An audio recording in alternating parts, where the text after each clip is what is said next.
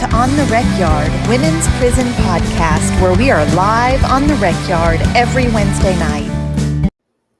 Hey, everybody. It is Wednesday night, 7 p.m., and we are live on the Rec Yard. I'm Marci Marie. I'm Toonche. Good to see you, Toonche. Honey, I'm trying to get the phone to go on silent because you know how it is, right? When you start the podcast, all of a sudden everyone that has ignored your messages all day suddenly want to talk. Well, listen, Okay. Toonche, I figured that you would have had ample time to take care of all of that since you rolled into the virtual studio just moments before we went live.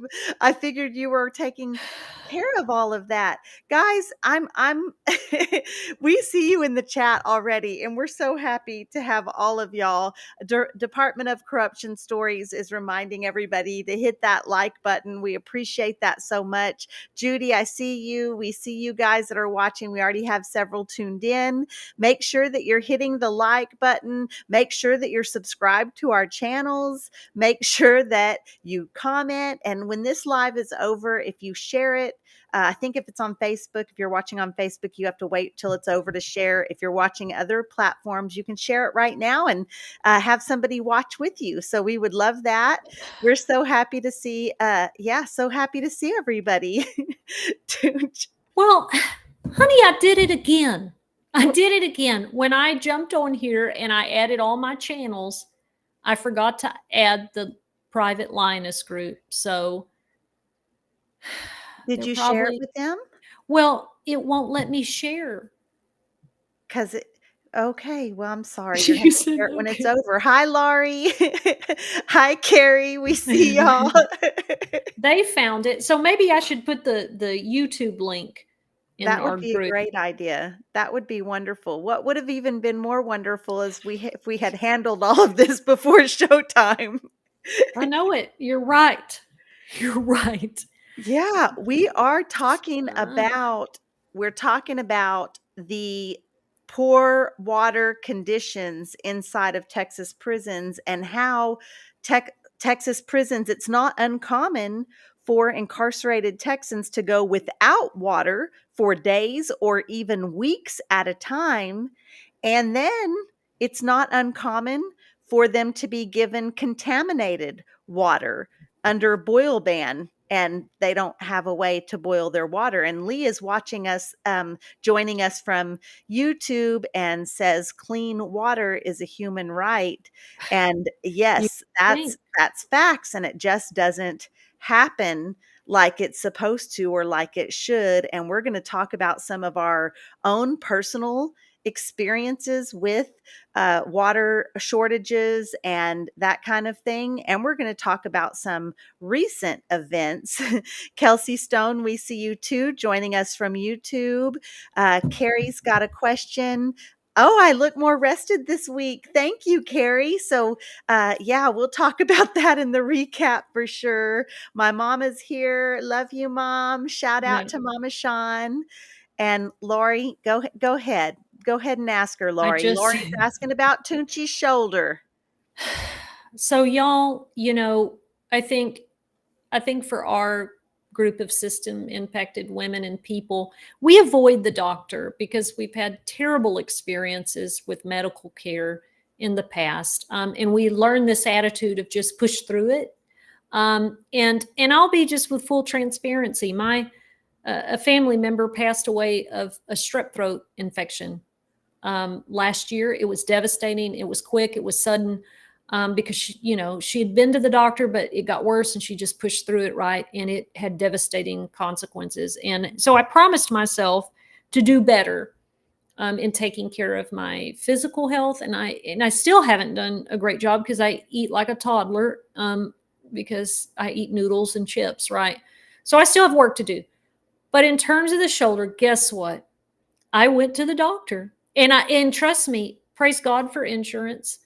And it wasn't cheap, the copay, but I did get in, and the specialist said that it is what Alexa told me it was. Shout out to her because she'll say you didn't give me my credit. It is called a condition called frozen shoulder. This happens to some women, especially if you have autoimmune stuff, and it just completely tightens and freezes up all of the connecting tissue from your joint to your bone, and it is extremely painful. And I can't. It literally as if someone has welded my arm shut. And he said, so I can give you a cortisone shot. He did. It's helped a lot with the pain. He said, bad news, this condition lasts for up to 2 years.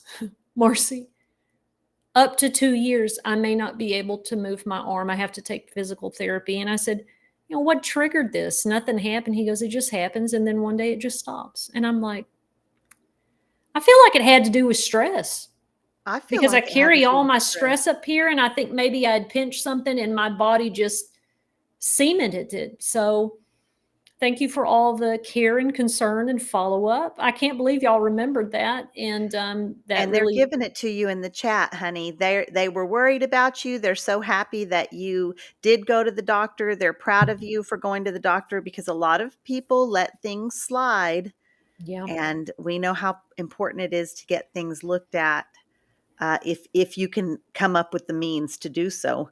So, yeah.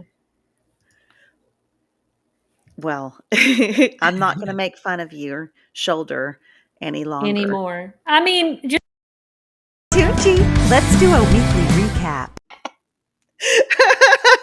I cut you straight off. break, y'all. I don't get a break.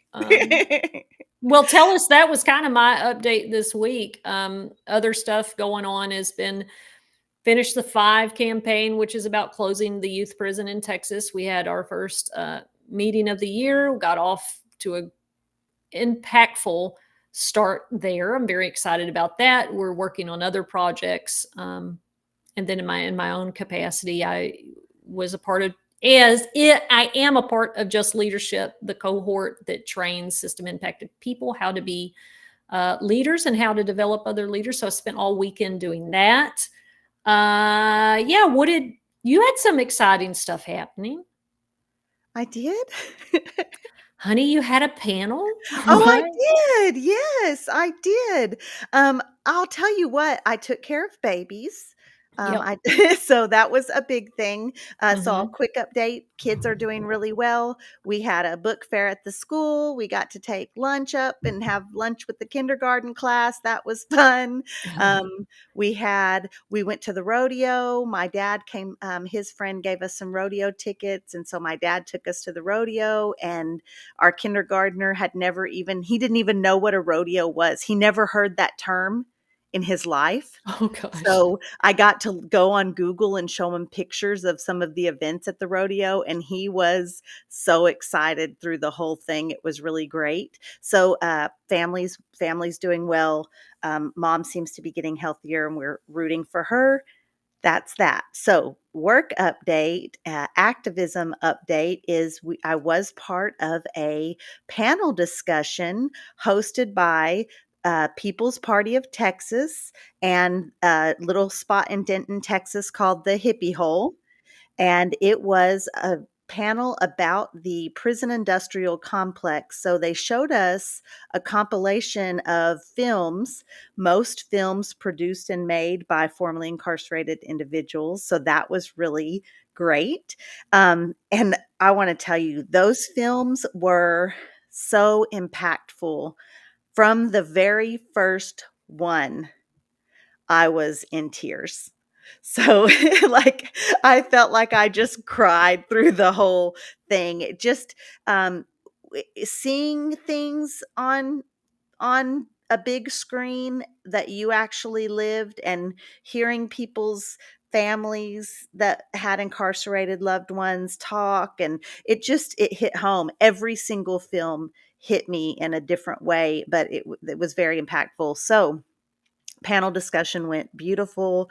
We had a great crowd. I think we had like 45 people. So we had a Nice. great group, and lots of thoughtful questions asked afterwards.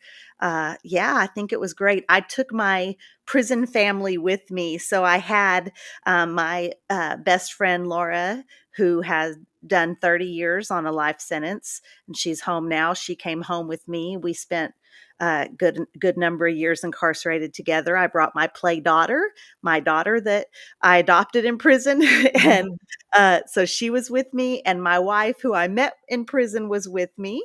And then we had a couple other Linus folks and some other great organizations. It was really good. Well, Yeah.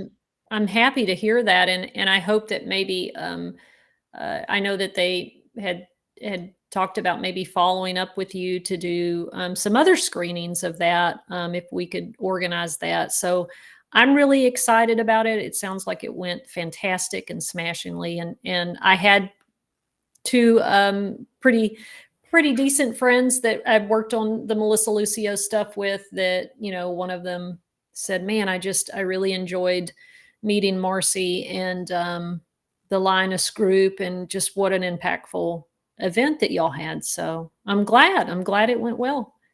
I think that you're talking about the folks from Fight Toxic Prison. Yeah, that's So I right. was really Yeah. excited when we got there. He had immediately, I didn't know them, had never seen them or met them before. And he had immediately picked up a flyer because we set up a little table. And it wasn't kind of the event. It wasn't really an event where we needed to stay at a table, but I definitely wanted to make sure literature was available for people. So I had some Linus flyers out, and of course my little stickers with my Mhm. QR code with my socials. And so I had all of that out, and he immediately picked that up and he was like, "Man, this is really cool. I know Jen and Maggie when they started Linus." And I said, "Oh, okay, that's awesome." And I had let him know Maggie was kind of doing harm reduction stuff and not really involved with the org anymore too much, but that you were powering through, and I just kind of got to fill him in on so many things that Linus has accomplished this past year. And we had a great talk. And then I was like, "So what do you do?" He said, "Oh, I try to stop people from building prisons." And I was like, Yeah. "Oh, tell me more." Yeah, yeah. Yeah, that's huge. So I They are just love that. phenomenal, and I'm really glad that they connected. And they've done a lot of other work on other stuff. So yeah, it was an overall great event, and I'm glad to hear it. And I see Eric is here. He said, I saw the comment there. Hello, Lioness friends. And Lori has a good question that maybe we will do. That's Sounds I good to love it. me. I love Lori it. says, "Marci and Toonche, will y'all consider doing a live about commissary, how it works, the typical prices, etc.?" And that's a great idea. And I'm jotting it down because sometimes we don't remember. Right. Yeah, that's an excellent idea. And I would love to talk about pricing and who profits from that. Uh, Exactly. yeah, let's talk Exactly. about who's getting rich off of uh, incarcerated folks commissary. Yeah, I think that's a great story. So I appreciate that. Well, let's jump into the show, Toonch. Let's do it. The reason we decided this topic is because the hobby unit in Marlin, Texas went over a week with no water. And so we were getting lots of letters on our personal letters into Linus, letting people know. I was getting messages on my social media saying my wife's at hobby, my daughter's at hobby. She says they're not letting him out for the restroom. She says they're not getting any drinking water. I mean, it was, I think, pretty rough. I did one video on it, like on the third day, and I assumed it had gone back on, but no, it just now went back on like 5 days ago, I think. So I think it was just over a week they were out. And some of the letters we are getting are talking about, the hobby unit is mostly two-man cells, Mhm.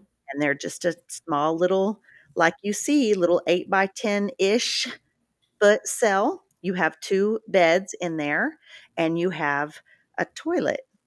So people are still using the restroom regardless if the toilet flushes or not. That's correct. And we're hearing that they weren't bringing them any buckets of water to flush their toilets, so they're just boxed in this tiny cell. Um, it's a health crisis. That's a health crisis when that happens. The chronic problems with plumbing and access to water is it I feel like it doesn't get enough attention. We talk about the heat, we talk about the cold, which is just defies the mind in terms of how dangerous those conditions are. But we're talking about access to clean water to drink, to bathe, and to flush the toilet with. And when you are trapped in a cell, it feels a little bit better living in the dorms, but still all those toilets are overflowing because they have to come get you to let you out to take you to a porta potty for Mountain View. And I don't know what it looked like for Lane Murray, but I'm sure that it was not much better. We had, whenever this water would go out, and ours usually was for 2 or 3 days. Now, Crane is the same way as Hobby. It'll go out for 2 weeks. And that's because the infrastructure of the unit, sometimes it's with the city water, but usually it was infrastructure problems. The city of Marlin has chronic water problems. I will say that. Plus, Hobby has infrastructure problems. But if you're in the dorm, you feel like you can open the window a little bit better, even though it's got bars on it. Like you can move around. But all those toilets are overflowing because if they don't come get you to take you to those 2 porta potties for 900 women, and I wouldn't go. Marcy, I had and I don't care, I'll tell people, I had a peanut butter jar I kept as probably my only contraband that I would hide. And I would use that to pee in. And I would just hold everything else because I'm not going to that porta potty. And I sure can't use those bathrooms because people are like, I'm tired of waiting. I can't wait. And so then they start to be at the rim full of waste. I have used a chip bag more than once. We save our chip bags for cooking or storage or whatever the heck we're going to use them for. And I have, in those times, used a chip bag to use the restroom in. Because desperate times call for desperate measures. And no, you could not. Those bathrooms would get to the point where even if that was your only choice, like you couldn't go in there. You can't. And I'm not bougie. I would rather, I'll go on the side of the road kind of girl. I'm not bougie. It's not that. It's that they were toxic. It was just too much. You couldn't breathe. Yeah. Going in well, there. and I want to remind people too, right? And this is not a shame or shade at women because we have to, right? Like, so this is also women on their menstrual cycles, right? So this is, and I tell you what, I have been in somebody's home that conserves water because they're a very extreme environmentalist, and I get it. Like, I'm very conscientious of my water. I try not to be wasteful. But if it was just that they had peed, they wouldn't flush it. They would like, well, I just peed, so it's okay. And then when I come back maybe 2 or 3 times after I peed, I'll flush because it saves and conserves water. And I said, I can't do this with you. And they're like, why are you freaking out? I'm saying, I cannot use a bathroom that has not been flushed. And I said, and that's not me being bougie. I'm learning my triggers and my stress that this takes me back all the way to those overflowing toilets of human waste. And I cannot do it. We were hiking when we went to Colorado. Toonche and I got to go to Colorado, the University of Colorado at Boulder. We were part of an event there and a panel discussion there. And while my family's there. So I flew in a week early and spent time with my family, and I was hiking in the mountains with my mom. I brought my mama with me and my Aunt Pam, and we stopped at a porta potty that was like at a state park in the mountains. And it was one of those. It was an outdoor restroom. So it wasn't like the blue box porta potty. It was an outdoor restroom, but kind of the same concept, right? It was just into the earth or wherever it goes. Right. I don't Yeah. know, Yeah. but it was really, the smell was, but I know exactly what you're talking about, being triggered, because when I stepped in there, and I pulled my shirt up, and that's how I went in and held my shirt up over my nose, and just did it because I had to. But yeah, it was flashbacks. It was major flashbacks. And I think I even vocalized that to my mom and my aunt. Like I've lived that for weeks at a time. The first experience that I had with a water shortage was in August on the Lane Murray unit, and we were Mhm. out for 14 days. So you guys can imagine the temperature. I was in F dorm and I was upstairs. So the temperature 130 degrees, Mm, no running water. right. But fortunately, at that time, I wasn't in a cell block housing situation where I had to depend on an officer. I was actually in a honor dorm, or however you want to word it, for outside trustees lived there. And so we had a little bit, not a lot, but a little bit more freedom, and we're trusted enough to walk to the porta potty and back, which is so crazy that you have to be trusted. I mean, there's two razor wire topped fences surrounding that unit. Nobody's going to the porta potty and escaping. That's Right. not happening. So, they just didn't want us to see our friend or whatever. So, Well, I remember when the winter storm hit. What was it? What has it been, 3 years now? Like, because mhm. the extreme cold in Texas is getting bad too. But um, I remember, and it was my first winter in Austin, and I was I was panicked, and I was living with another system impacted woman, a formerly incarcerated woman, and we were outside getting buckets of snow to melt and to boil because the thought of not having, and we had jugs of water, right? Like, that wasn't, I wasn't afraid that we weren't going to have anything to drink, but the inability to flush the toilet and the inability to wash off, we were absolutely like not well, not well at all. Um, and it comes from that trauma of not, not having access. I don't know if people can imagine, you can live for days without food. And that's not a fun experience either, because we've both done that. But when you are trapped in a cell, I feel like you, in a dorm setting with other people, that at least you have someone and you're all figuring out what to do.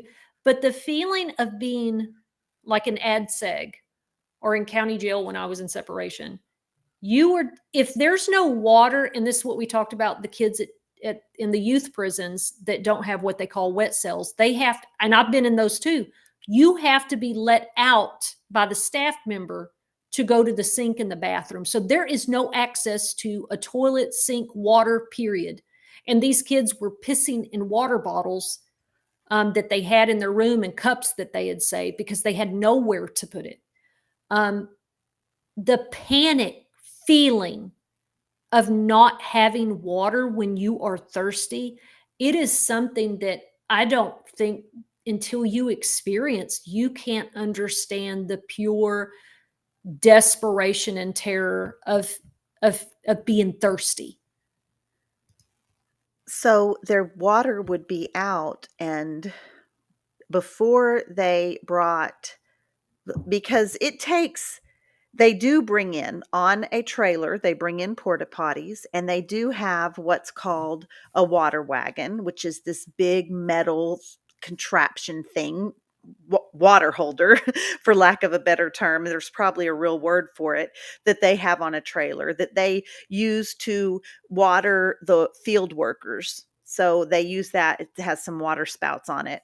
Anyways, so they have those, but those take hours It's not like the water goes off and an hour or two later those come. No, the water goes off and everybody just waits for hours and hours sometimes. Sometimes they come in the middle of the night and you'll wake up the next morning and it'll be like, "Oh, thank goodness they're here."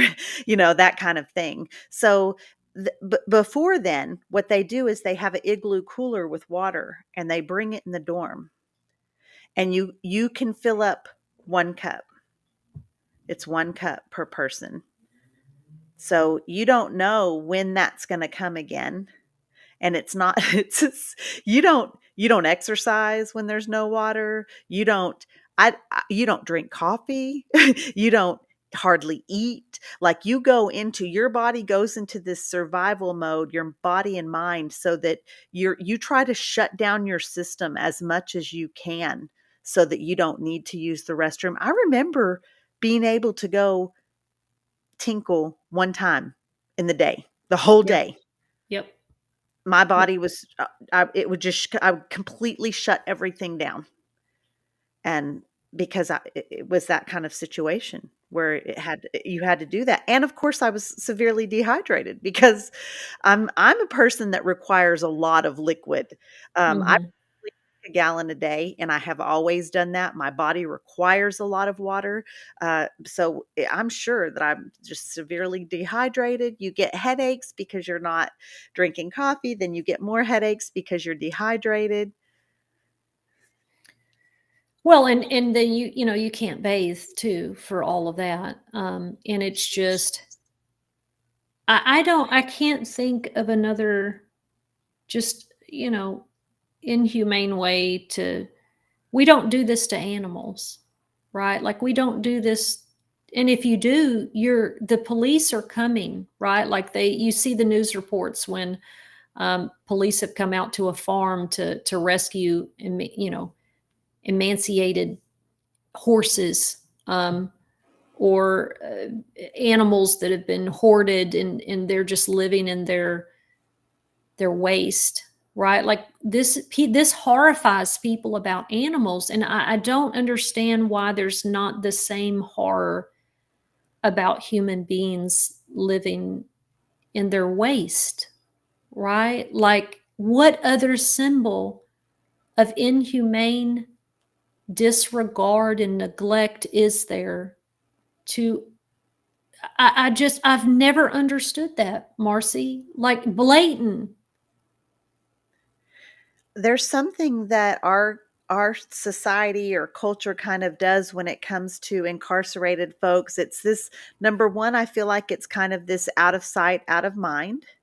And number two, if I don't know about it, I don't have to address it. It's kind of like the people that hurry up and change the channel when those shelter commercials and those kind of things are on, because if I don't want to think about it. If I don't have to think about it, I don't have to deal with it. I don't have to address it.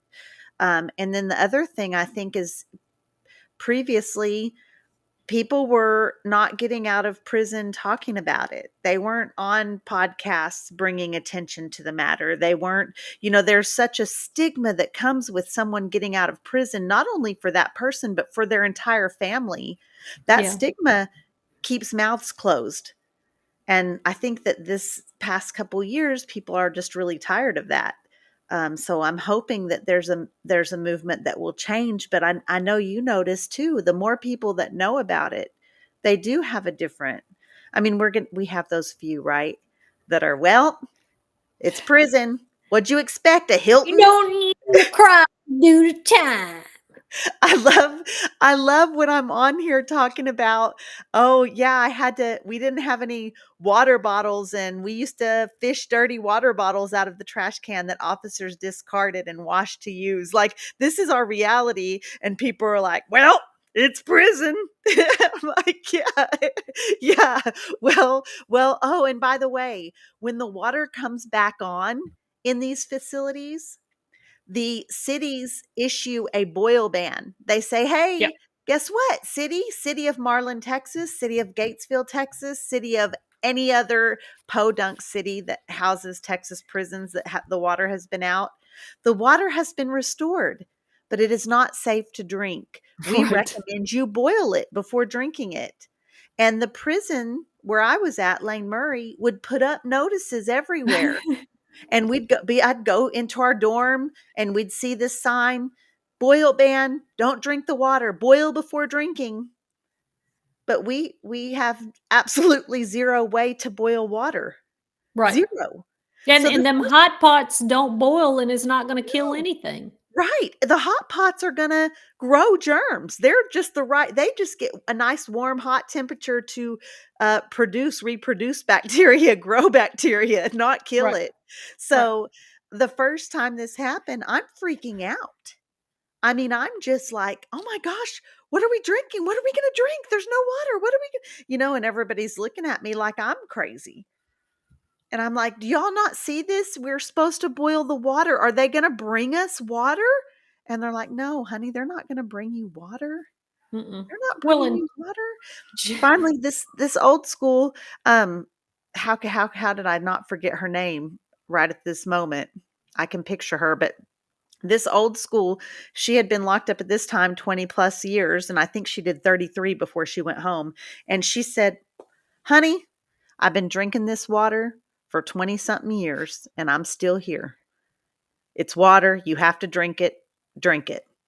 And I'm just like, okay. you don't have a choice. Yeah. Yeah. You don't have a choice. Well, so what they get away with is that they say, well, in the kitchen, they boiled water before they put it on the tables to serve at lunch or dinner. And it's like, yeah, but we drink water in the dorm, right? Like we can't just drink the water at lunch. And, my father retired from the water district. And I asked him about it. And I said, first of all, our water, especially in the summer, was brown. And I said, what are they doing to us? He goes, well, y'all are using so much water. The tank is now at the bottom. And so all that sediment is coming out. He said, it's gross, but by standards in testing, it is safe. It's just going to leave stains. I mean, but it's treated. And I said, well, what about when the water shuts off and they tell us to boil it? He said, you're supposed to boil it. And I said, well, we just go ahead and drink it. He said, well, I wish that you wouldn't, right? He said, because the reason why the boil notice is there, and we saw this in Austin last year, there are water. Good Lord, you wouldn't think this would happen in a large city like this, but the water, and I didn't know, right? My brother texted me and said, good Lord, I hope you're not drinking the water. And I said, what? Anyways, it was a thing, right? They had to turn it off and da, da, da. And please, when it comes back on, boil it. And so I, of course, boiled my water, but I mean, I had jugs and whatever, but I had to give the cat water. So I boiled it. Well, several people got sick. And even people I work with, they were like, I didn't know. And I drank the water and I threw up all day. Right. And I'm like, I don't know if our stomachs were just made of steel by then, or we were so used to throwing up and shitting everywhere sometimes for no apparent reason that we just were like, okay, well, that's part of the deal.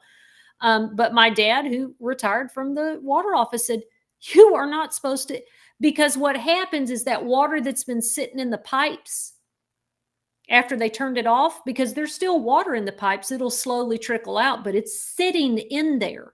So in between the time that the water gets turned back on, all that treated water is now getting bacteria in it. It's sitting in there. There's no free flow of all this chemical or whatever. So when you flush, turning it back on is flushing that out, and then you're back to the treated water. Wow. And I said, oh. He said, so Wow. y'all were drinking, and especially if it's been off for a while. Now, if it dries up in the pipes, but that's usually not going to happen. Those pipes stay wet and dark. Right. And the chemicals wear out, and the water's still sitting there and bacteria grows in it. And then you've drank it as soon as it comes out before the treated water, treats everything again.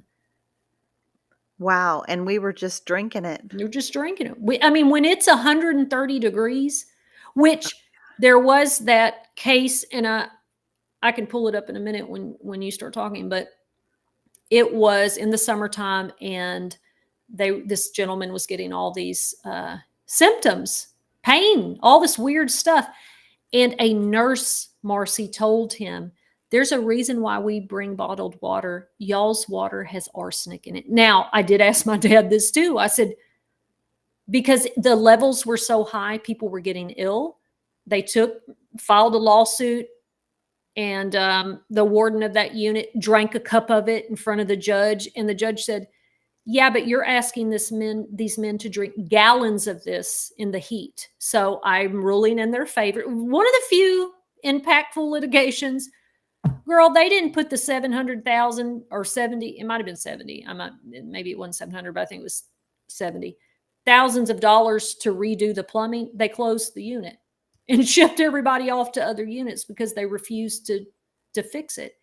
And I asked my dad, I said, how do they get away with having arsenic? He said, because the water is allowed to have trace elements in it.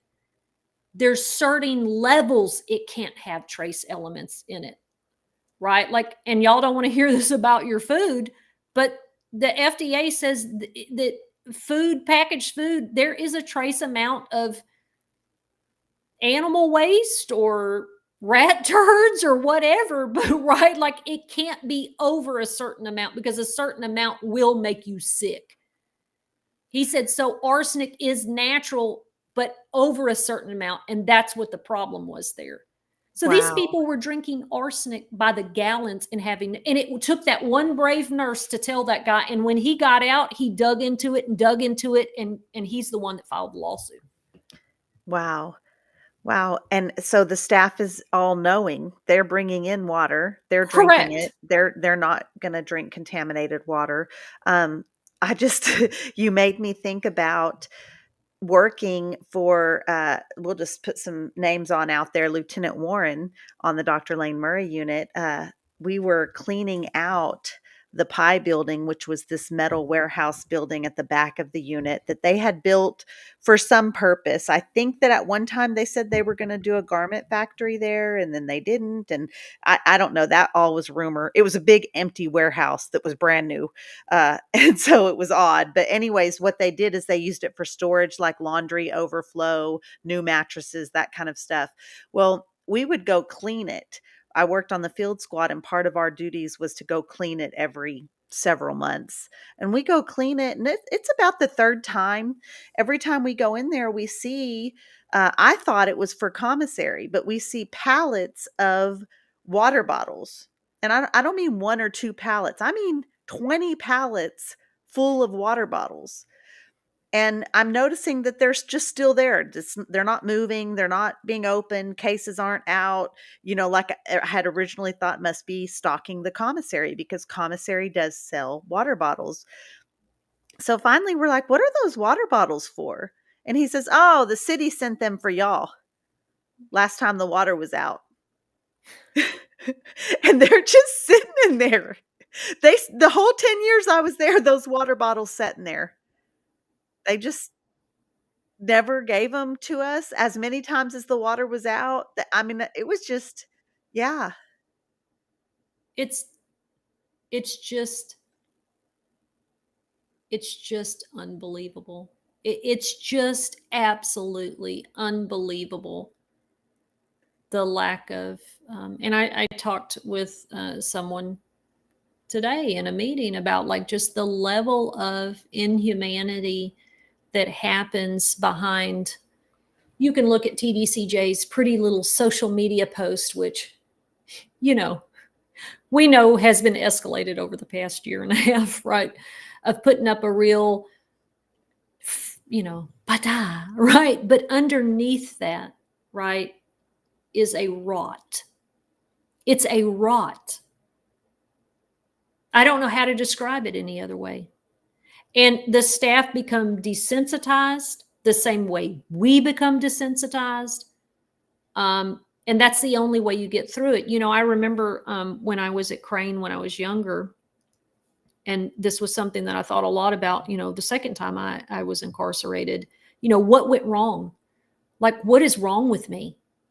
Lots of stuff. But I kept, for some reason, reflecting back to this moment of this woman was having a seizure in the middle of the road. And me and a friend of mine that did time together at the Texas Youth Commission, we both got sent to prison, right? And we'd been there a while, and we were walking to the chow hall, and Marcy, we just stepped over her, right? Like, do you know how painful that is to admit and remember now, is that we just stepped over her and we kept talking. And a lady behind us was like, holy shit, y'all just stepped over that poor lady. And we were like, well, she was like, because we had to walk in between the yellow lines, right? And she had fell out right there.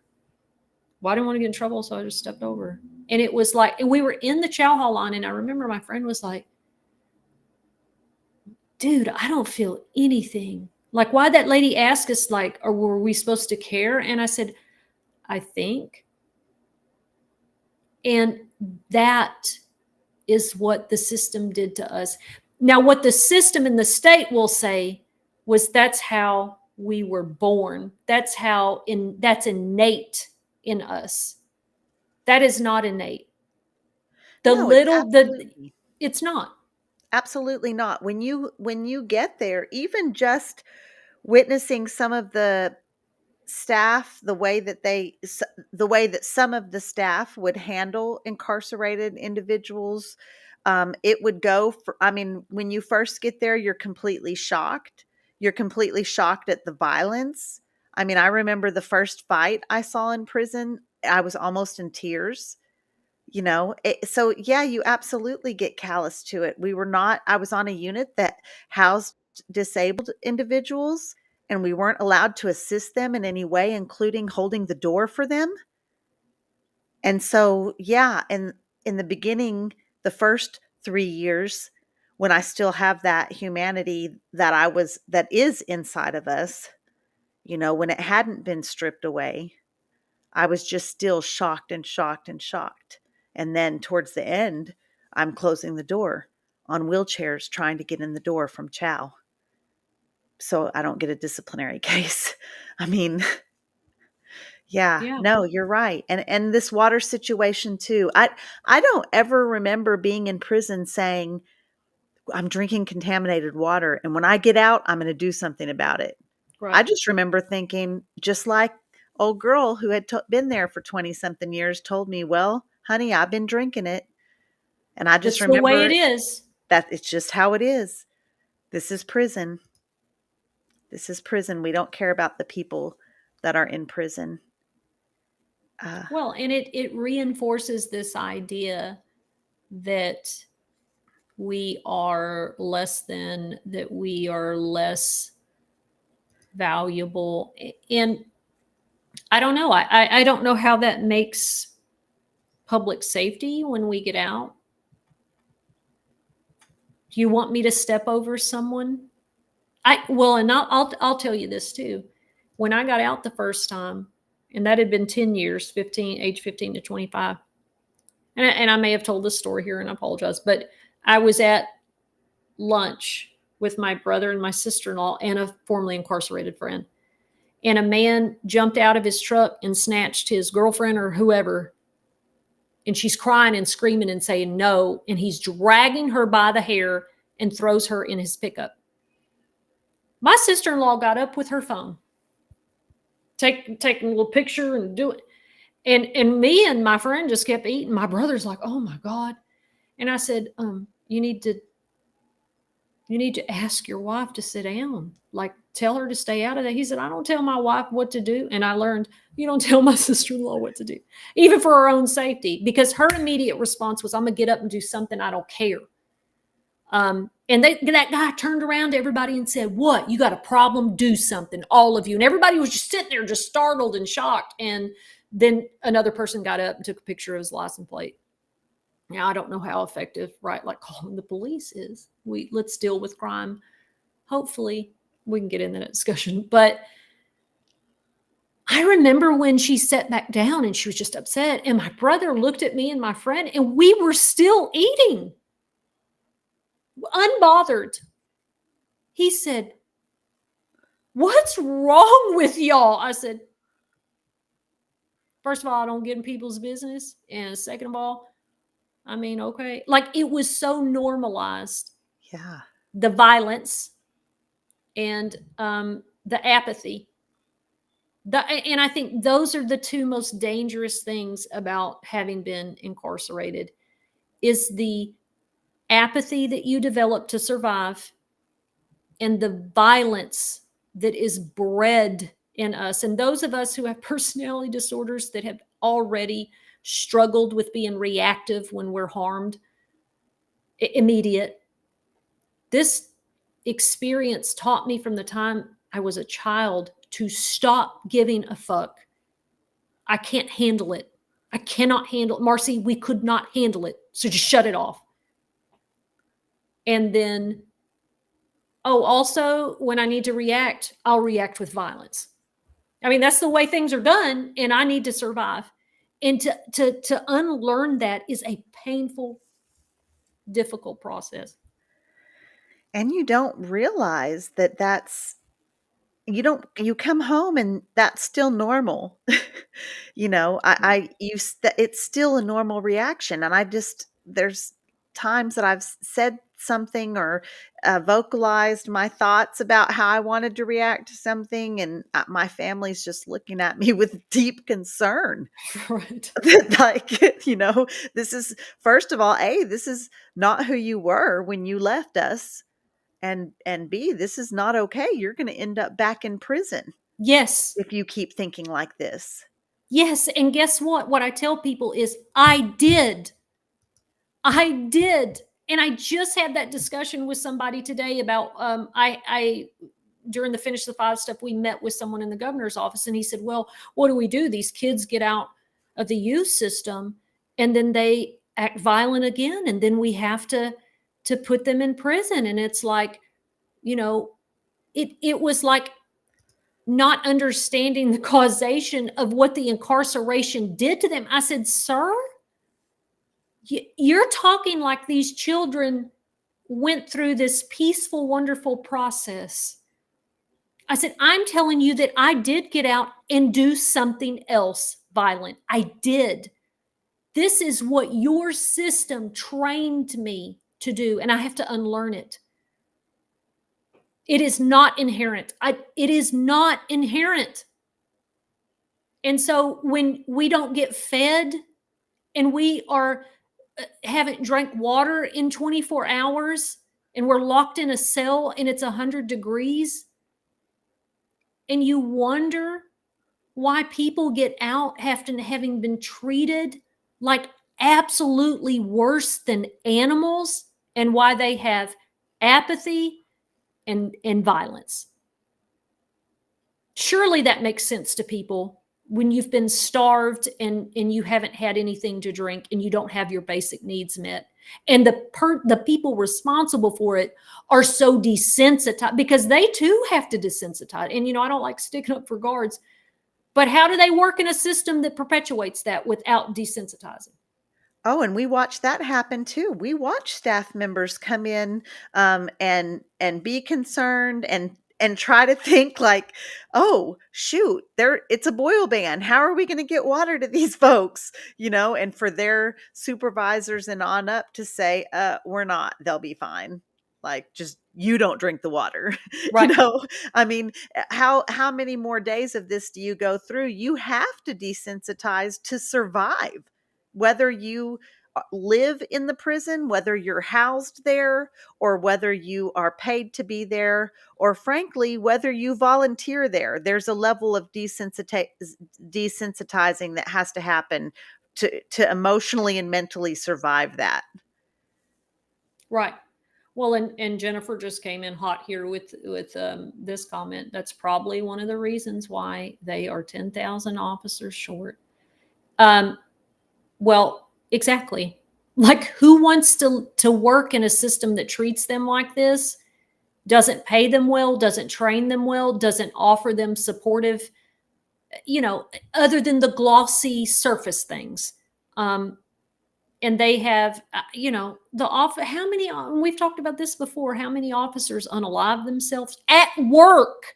Yes. The level of mental health problems that we suffered, these people working in these systems suffer it just as much in another way, and then they take it home. What do we expect for them? You know, Right, and it's domestic violence statistics are very high for correction staff, similar to that of police officers.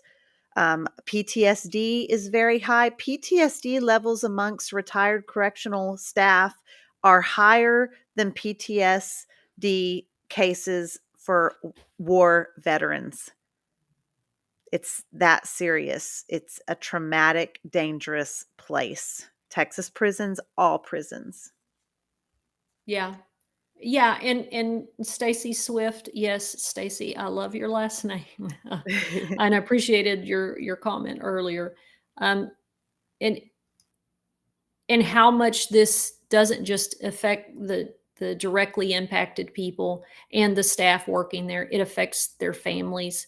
You know, it was interesting to me and Marcy share this I've heard us share this several times, is that when we went back to Gatesville to do the vigil and to do the healing circle and the unity walk and all that, we were shocked that community, like where we went to pass out flyers and talk to the community about coming to the little vigil and stuff, which we had a great response. We weren't treated like crap. We heard so many of them say, yes, I have a brother, I have a sister, my wife works as a prison guard, right? Like, because not everybody in Gatesville works at the prison, right? They work at Walmart and the other places in town, but they have a loved one there. And the fact that they didn't know, well, I didn't know it was so hot. Like, I didn't know that stuff goes on there. Like, they've never mentioned that to me. And I was like, oh my God. The same way our family said, well, we didn't know. You never told us. You didn't tell us anything. You told us that y'all played volleyball in the gym and you work in the library. I said, why would I burden you with things that you can't control? So it really mirrored our experience in a way that I think I had taken for granted up until then. I love that you made that connection, and you're right. It really was. And the family members that knew about stuff that was going on in there or had seen changes in their loved ones that worked in corrections. Yeah, very similar to the trauma that our families went through and the families of all incarcerated loved ones. The ripple effect of incarceration is massive. Not just the families, but on into the community has a negative effect going on and on and on. So, and we did, Eric is reminding us, we did see a former correctional officer that knew several of us from Lane Murray, and she was actually working in the sheriff's department. And I was really glad she wasn't working for corrections anymore because her spirit didn't need to be in that place. Some people just don't need to be in that environment, and she was one of them. So I was really glad for that. I was trying to think of going kind of circling back to the water crisis and contaminated water, some of the ways that we coped with that. If there were, I'm thinking about hoarding water bottles, how people would just have, it would be like lockdown and we would be hauling our stuff, and there would be ladies with a commissary bag halfway full with water bottles that Yep. they would just tote around a case of water bottles. Oh, and did you remember, at least sometimes we would have a warning. Hey, they're turning off the water in 5 minutes. Fill up your hot pot. Girl, we filled up hot pots, cups, bowls, dishes, emptying stuff out, washing stuff. Like, it is immediate response. Everybody starts filling up. And God, I'm just thinking about like the little things that sometimes I forget about. I was talking with Alexa, like, oh my God, like just hearing her come to the shower, say, hey, do you want me to get your pot? They're turning off the water and you need to get out. You need to rinse off, because if they turn off the water and you're in the shower, if you ain't rinsed off, forget it. So just to remember those nuanced things, just the way it clutches my spirit now, Marcy, is so bizarre. You just made me think about that. We would get the notice. It would generally be at shift change at 6 a.m. The next shift would come in and say, hey, the water's getting turned off and da da da. And you'd have to wake up your people. Mm-hmm. Or if your people were at work, you would go out of place into their cubicle and get their Get hot there. pot Yeah. Yeah. and get their cups and fill up their stuff as well, because we didn't want our people coming back from work and not having any Need water. water for Yeah. whoever knows how long. God, I Uh, just now remember that. As soon as you said that, like, oh, I filled up your pot. And then you find out you come to the dorm. Didn't not one of you motherfuckers fill my pot up? I'm sorry, I forgot. But for the most part, somebody went around and filled up. And those were one of the few times, okay, you came into my cubicle and that's okay, to get my hot pot and fill it up when I'm not there. yeah, I think that community, that was one way, community, that we took care of each other, and that's how we survived. That's how we survived those things like water outages. Man, I remember how the bathrooms, we'd have to community clean the bathrooms after Yep. that, and you would have to community get water and in mop buckets and flush the Yes. toilets, and you would have to physically with bleach. And I just remember not being a dorm SSI at the time, not being a janitor, but putting on my gloves and getting right in there, cleaning our temporary home up, right? Cleaning it up so that we would all be okay. Um, there's a Bina baby is watching. She's watching from YouTube, and she said she just got out of Plain State a week ago, and she's talking about the filthy water uh, Yeah. and a bacterial skin infection possibly from that water. Well, for sure, and the laundry isn't it? So, and somebody I think maybe had mentioned something earlier that, well, when you're talking about contaminated water and the laundry is using water that's filthy, right? And as I mentioned, Marlin City's water has had notorious problems with intermingling with their sewage. Like there are some serious problems that have happened in that city. Um, so not clean water.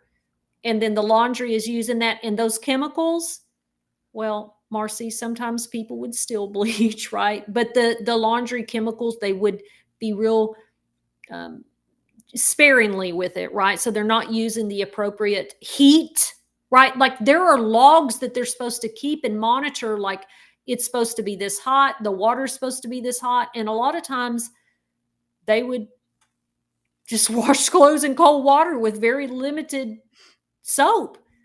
So, especially at Plain State, those clothes are filthy as. So, impetigo is extremely contagious. Plain People State usually, was that's where I got scabies at, and they didn't even change my clothes out. Well, no, God, that's false. They changed my clothes out, but they didn't change my bedding out. They didn't, I mean, it was dorm wide, that scabies outbreak. They didn't lock us down. They didn't come in and give everybody the medication. I mean, it was it was really something. I was putting bleach all over my arms trying to kill it mm, because they weren't doing anything. Took me 2 weeks to get into medical for that, and I didn't know what it was. I just knew it itched, and I had never heard of scabies before. It was bad, but that was at Plain State. It was really bad. Um, so, uh, any final thoughts about contaminated water? we can do better. We can do better. Texas is not this cruel. The Texans I know and love, the Texans on this live, in the comments, the people we work with, we are not cruel. No matter what sometimes our government actions look like, we as a people are not cruel, vicious people. And I just hope people understand that we need a lot of help. And we need a lot of help here. So I'll just leave people with that. Absolutely. I agree. I think that still when it comes down to it, most people are good, and those people have to start using their voices. The people that have compassion, or I should say the people that choose to acknowledge their compassion, because I think some people just stifle it, have to speak up, have to start speaking up. So we want to thank everybody for tuning in and for all of the great comments. We do broadcast live over several platforms. You might be watching us tonight on YouTube, Facebook, Twitter, LinkedIn, even, and anywhere that's commenting comes to us. And that's why you might see a comment from several different platforms. We appreciate you guys for all the comments. We thank you for liking the live. We thank you for sharing the live, and for all the great feedback. If you're listening to the podcast wherever you hear your favorite podcasters, please do leave us a review. We appreciate that so much. And anything else, Toonche? We do. And I do want to, Miss M, I don't know what your full name is there, that ask about the comments. Yeah, sometimes they pop up weird. And if it's in the private group, you can't see who's the name, and all. It's just comments get weird on this platform sometimes. But it's supposed to be easier to share. But, we do our best. I think that she had asked earlier, we had 2 suggestions about talking about commissary, but Miss M here, and I think Carrie was chatting back and forth, her and Eric. Thank y'all. Look, I just love this community so much. That to talk about prison abolitionist work and what does it mean to have a vision without carceral settings. So that's a big, heavy one. It's a big, and people get very heated and opinionated, but it's a great way to educate about our grand vision and hope for the future. So that can be another episode. We're hoping to have Pamela Bryant here. She is a formerly incarcerated woman who has her own ministry. She does a lot of great work with the unhoused population in Austin, and she has her own channel. You can look her up, Pamela Bryant, Living Out Your Past Trauma. She does a lot of motivational stuff and really impactful spiritual stuff to help us live out our past trauma and move on to something great. So hopefully we can get in touch with her and have her on. But I just really enjoy our talks on Wednesday. I'm Marci, I'm very proud of the way that we've grown our community and our platform here. And I'm really excited to continue to watch it grow. Yeah, absolutely. So our game plan for next Wednesday, 7 p.m. Central Standard Time, will be live on all of our channels. Hopefully we'll be speaking with Pamela Bryant, the founder of Walking by Faith Prison Ministries, and the channel. She also has the channel Living Out Your Past Trauma. And if that falls through, because we don't have that set in stone yet, I think we should talk about commissary. And then we're with you, Miss M, about what the perfect carceral, if not prison, then what? Right. Maybe we should talk about that. So yeah, those are the next few, guys, and we will be here. We appreciate you guys. Until next time. For hanging out with us on the Recyard Women's Prison Podcast with Marci Marie